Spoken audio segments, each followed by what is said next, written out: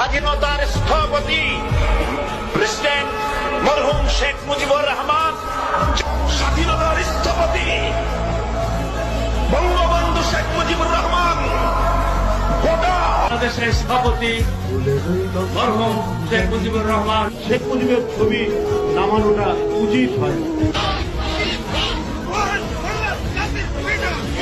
জন্ম না হলে আমি সেনাবাহিনী প্রধান হতে পারতাম না, যার জন্ম না হলে রাষ্ট্রপতি হতে পারতাম না, যার জন্ম না হলে এই সংসদের বক্তব্য দিতে পারতাম না। বাংলাদেশের রাষ্ট্রের স্থপতি ও জাতীয় ইতিহাসের শ্রেষ্ঠ সন্তান মরহুম শেখ মুজিবুর রহমানের প্রতি শ্রদ্ধা নিবেদন করছি।